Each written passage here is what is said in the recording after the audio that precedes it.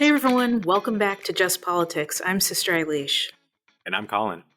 Today we've got a great episode for you, but first, happy Pride. Happy Pride. I think at Network, we really try to make sure that what we do centers on inclusion, centers on celebration, centers on protest, and we know that that is what Pride is. It's really talking about, for us as Catholics, as people of faith, how do we model that inclusion? How do we model what that means for so many people? 100%. And I feel like it's interesting during the current time that we're in now because while this is a celebration and this protest that we're celebrating in Pride, it feels a little bit different this year. Like there's this cloud kind of hanging over not just this month, but the past few months that we've been in this, new reality that makes it feel a little bit heavier than normal, I feel. Yeah, I agree, Colin. For me, that's why it's really important that we're saying, this month and all months of the year, but especially during the month of June, we are claiming the dignity that belongs to all people. The Imago Dei, that we see God in all people and God is present in all people. And so as we're saying that, we're claiming the joy that is within that. But also, as you said, that Pride started as a protest. And it is that protest against the scapegoating that the administration is trying to do, to try to pit one group against the other, that we're saying, we are going to speak out for another way. A better way forward, for sure. Especially because a lot of that division and scapegoating is being done so intentionally in a way to create divisions among folks, to pit some of the issues that are affecting all of us in our communities on a select group of people that have nothing to do with what the actual problems are. And, for me as a Catholic sister, I know that I cannot live my life of faith in saying that that is okay. We recognize that everyone lives at the intersection of all these realities. You don't have just immigrants or just the LGBTQ community or just women or just, college students. It's the intersection of all of that. Yeah, we all have a role to play in creating that better way forward. And acknowledging the intersection of all those identities is important too, which is why I'm really excited to dive into the conversation that we're going to be hearing today. I was able to speak to Yunuen Trujillo, who is an immigration attorney, a Catholic and LGBTQIA+ advocate, someone who brings so much wisdom to the table and also brings the exact identity that we're seeing being scapegoated in so many of the public conversations now. She's a queer Catholic, she's an immigrant, and is someone who is fearless in her advocacy for those who are being targeted. Oh, wow. I think she's going to have a lot for me, a lot for all of us to learn. And, I'm sure some stories to tell. Her story is powerful. So is the hope that she brings. And I think it definitely comes through in our conversation. Oh, that's great. Let's take a listen. Lately, we've seen the Trump administration start its second term with a terrible onslaught of actions, rolling out policies and rhetoric that target immigrants and LGBTQ+ people. But today's guest embodies exactly what that fear tries to suppress: an inclusive democracy that actually delivers for everyone. Yunuen Trujillo is an immigration attorney, faith organizer, lay minister, and the author of LGBTQ Catholics, a guide for inclusive ministry. As someone who lives at the intersection of multiple identities and still chooses to believe in justice, belonging, and gospel-rooted liberation, her witness is both disruptive and deeply hopeful. Yunuen doesn't just resist harmful systems, she reimagines what our communities, our church, and our politics can be. At a time when DEI work is being attacked and dismantled across the country, Yunuen's ministry shows us what's possible when we choose inclusion over fear, when we build communities that are truly for all of us. And that's exactly the kind of voice we need right now. All right, Yunuen, how are you? I'm doing well. Happy to be here. Yeah, thanks for joining us on Just Politics. To start, just for our listeners, tell us a little bit about yourself, about your story. How has your life and your life experience brought you to the work that you currently do? So it's actually a long story. I'll try to keep it short. So a lot of people know that I am an advocate for inclusive LGBTQ ministry, but what most people don't know is that I was not actually raised as a practicing Catholic. I was born in a very Catholic family in Mexico. However, the view of Catholicism that my family had was one that was pretty much pre-Vatican II, with the view of a punishing God. And so eventually my mom decided to no longer identify as Catholic. And we were raised as non-practicing, or my mom identified as a nun, None, before that was a thing. And so it wasn't until we came to the US as immigrants and looking for community that we started becoming involved in church, especially after I came out to my mom, and she decided that the Catholic Church would be the place where maybe I could be, quote unquote, cured. Wow. Yeah, so I became a Catholic because I'm an LGBTQ person. Yeah, that's a little bit of how I came to Catholicism. Yeah. No, well, I mean, thank you for sharing that story. And I'm curious as to how then your life experience and from there kind of feeds into then the current work that you do right now. So when my mom decided that she wanted to send me to church, I was around 17 years old, and she sent me to this spiritual retreat that was organized by a group of young adults. I thought I was not going to like it, but I actually liked it a lot because this group was very much centered in the gospel values and in inclusion and in Jesus's love for everyone. And I had found the community that I was looking for. So I decided to stay in the church, but I also heard in other places, right, the rhetoric saying that if you're a gay person, you can be part of this space. So I decided to go back into the closet for 10 years.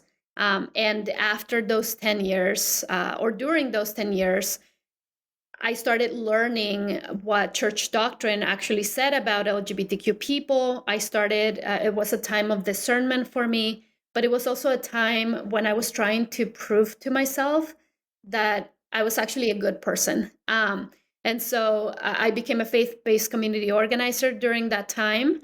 And towards the end of that time, I almost married a guy that I was dating. And it was at this point that I had this kind of, I don't know, an encounter with myself when I had to ask myself, am I really following my conscience here? I have dedicated 10 years to form my conscience, and my conscience is telling me that if I marry this person, I will prevent him from have the type of spouse-like connection that he should have with the person he marries, and I would be preventing myself from that as well. And I wouldn't be following my conscience. So I ended that relationship. And during this time, I went through a very hard time where I decided that I would probably have to leave the church. And it was then that I met Javier and Martha Plasencia, two parents with a support group for parents and families of LGBTQ Catholics. And they're the ones that listened to me, and they're the ones that told me, Yunuen, please don't leave the church. We need you here, and please stay with us. And that's how I started doing LGBTQ ministry work back in 2014. Awesome. Thank you for sharing that story.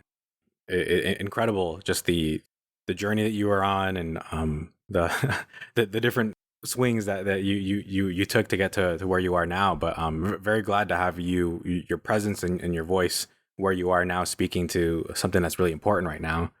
To tie it to like our current political moment, you're someone who embodies both the identities of groups that are often used as scapegoats during political times, right? You use that like political distractions. As an immigrant, as an LGBTQ plus person, I'm curious, how have you experienced just the past few months of this new administration and its actions that have targeted these communities? Honestly, it's been very heartbreaking and exhausting every single day as an immigration attorney, as an immigrant, as an LGBTQ person in ministry. This administration is set on making us believe that we need to be blaming each other for anything that is wrong with the country. It is also set on making us believe, and I think this is even a theological approach, making us believe that God's love is a pie to be divided amongst us, and that we need to be fighting for the pieces of the pie, and also fighting for resources. And it is also set on making us believe that we should be full of fear, both afraid of each other, but also afraid of the administration. And I think the administration thrives on fear. And so it has been exhausting for me, even as I'm trying to kind of do some damage control and letting people know, listen, let's not be afraid. There's hope. This is what we can do. So yeah, it's been a little exhausting. Yeah, no, I can't even imagine. I know just like from personal experience, watching the news or something, Spanish language news, like during prime time, then you'll get these commercials that come in that are just so meant to instill fear in people, and I feel like that fear is so palpable. So thank you for naming that as well, and thank you for the hope that you continue to provide, not just for yourself but for others during a time like this. You wrote LGBTQ Catholics, a guide for inclusive ministry, and you created the LGBT Catholic Instagram page, which was made to help transform communities. And in a time when efforts like this about inclusion, about diversity are being demonized and rolled back, what have you learned about building spaces where everyone can belong, and the challenges that you faced, and what's at stake if we don't? So I think I've learned a lot, but it's been different phases, I guess.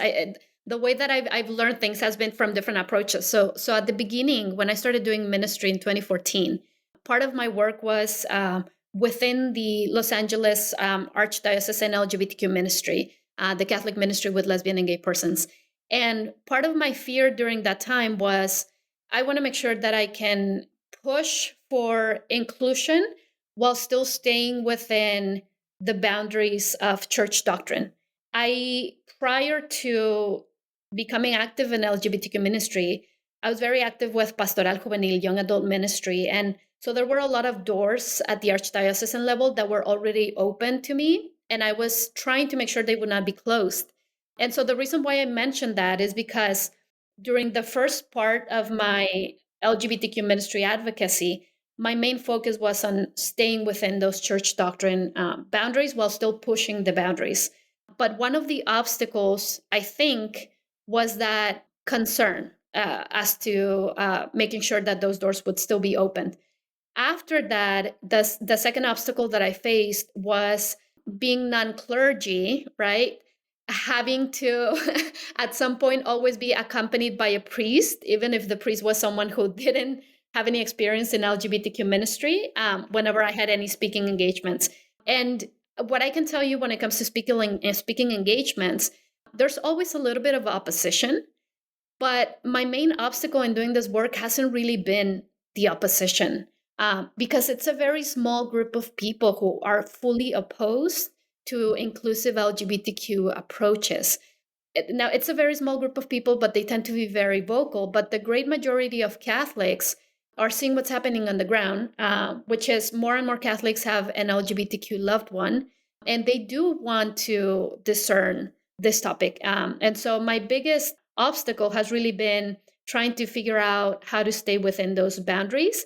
And also, the last obstacle would be being an immigrant in white spaces. I think sometimes my voice is not heard as much. When originally I pitched in creating the LGBTQ Catholics Instagram as a ministry effort. And I don't know, there was not a lot of interest. So that's when I decided to do it on my own. But I think those intersectionalities have been interesting. And even as we have a new pope today, I kind of wonder how he will deal with trying to stay within church doctrine as well, as someone who has gone through that experience in the past. Yeah, I'm struck at the your ability to be able to hold that tension, right? Of creating that space of belonging, oftentimes when you're met with those obstacles. And I'm curious, just because I know in our current moment that there's a big distrust of institutions in general, and that's just not even talking about the church, but like Congress and financial institutions. Just there's a big mistrust in institutions, but there's still a hunger for wanting to create community and have meaning and justice. And in your experience, I guess, in order to like repair trust and recover a sense of belonging in these places, what have you seen that institutions can do to help build that sense of belonging? And as a follow-up, what can individuals do as well? I think the first thing that institutions need to do is acknowledge their mistakes, both church and government. So when it comes to the church, in a lot of Catholic circles, we see this rhetoric of defending the church, right? We have to defend the faith. And I think we have to start by saying, no, we've made mistakes. Whenever the church has allied itself with power, it has made mistakes. We've seen it in Latin America a lot, but also in other places and other times in history. As government as well, sometimes we talk about Republicans and Democrats, but guess what? Both parties have made mistakes. So can we start acknowledging those mistakes and focus less on defending those things and not being afraid to developing where we are? So in terms of church, how can we develop the doctrine? How can we make sure that we stand up when we need to stand up for what's right, especially focusing on the marginalized? Yeah, definitely. And me listening to this as someone, that is not LGBTQ plus, someone that doesn't have that experience, but wanting to be involved in the creation of that belonging that you're spearheading in all of your efforts. What advice, or maybe even like stories of good examples of how different folks that could consider themselves allies to this cause, how have they shown up in a way that has helped, especially in like difficult environments? So I can tell you that the biggest allies we have in LGBTQ ministry are parents and grandparents. I was mentioning earlier that when I came out of the closet a second time, 10 years after my first coming out, the parents were the ones that were there for me. And they were the ones creating support groups in Catholic spaces. And I believe most Catholics are more open to listening to the stories of parents and grandparents than they are to listening to the stories of LGBTQ people ourselves. And so to me, just having that capacity to say, hey, I have a loved one who's an LGBTQ person and they're great and I will stand with them no matter what, is the number one step and the number one example I can think of. Yeah, no, that's so powerful. And what, taking away just the how abstract an issue can be, and making it real and tying to a neighbor, a family member, a loved one. I think that's so important.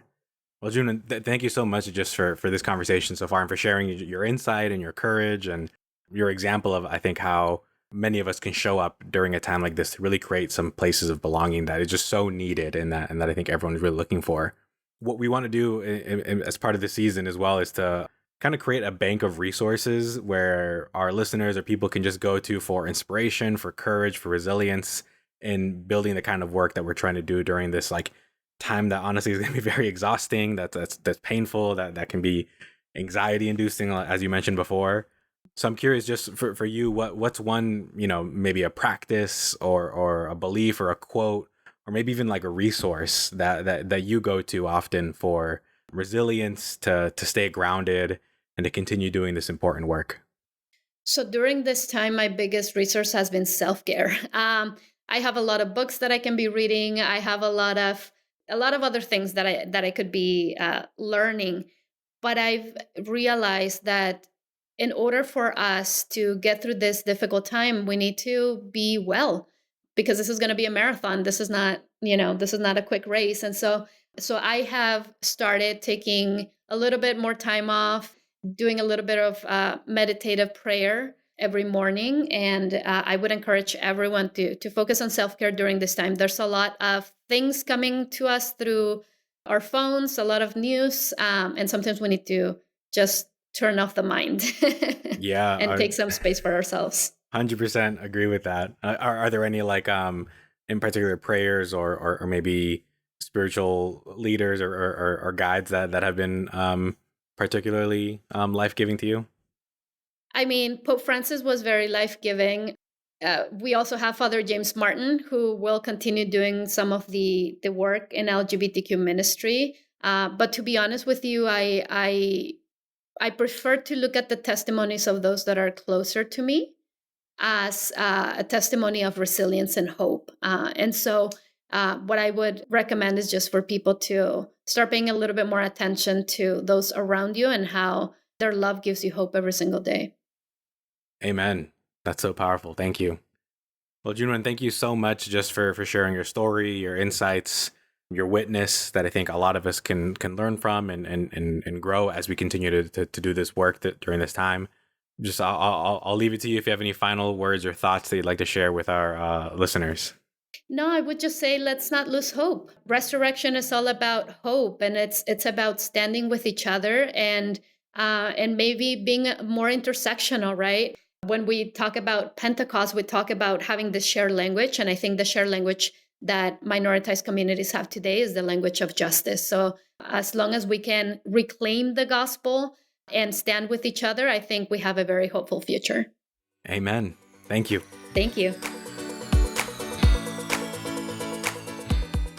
Big thanks to Yunuen for sharing her insights, her story, her wisdom on what it looks like to challenge what needs to be challenged, and to do so in a place that's grounded in love, in hope, and in courage.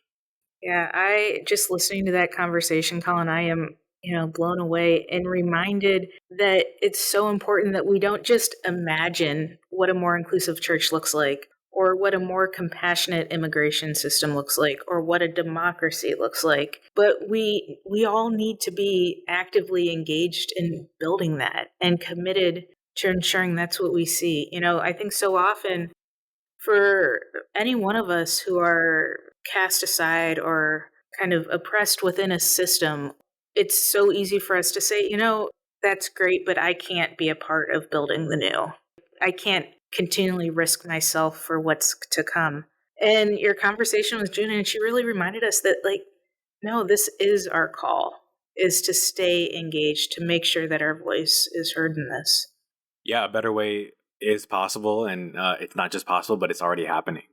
And I feel like that is, like you said, the challenge, but the beauty of democracy as well, that we each have a role to play in making that happen. And June is just one example of the many folks that are making it happen, and inviting all of us to join into that work as well. Yeah, and I would really challenge, you and each one of our listeners to think about in your own lives, who is that person? Who's challenging that? Maybe it's you yourself. But who are you looking to say, we're in this together. If this person's here, I can be here, and we can do the work together. Amen. So if you were moved by this conversation, please let us know. Reach out and tell us your hopes, your dreams, how this conversation landed with you, and how you can continue it. And make sure to share it with someone you love as well. And also give it a like and review. Additionally, be sure to follow us on social media. We're on Instagram, Facebook, Blue Sky, and yes, even X. And you can get updates on future episodes as well as other resources from Network to continue doing the work with us. Become a member, sign up for action alerts. Let's keep showing up for justice. We cannot do this work without you. We need all of you in it with us. So until next episode, we're signing off, and we'll see you next week.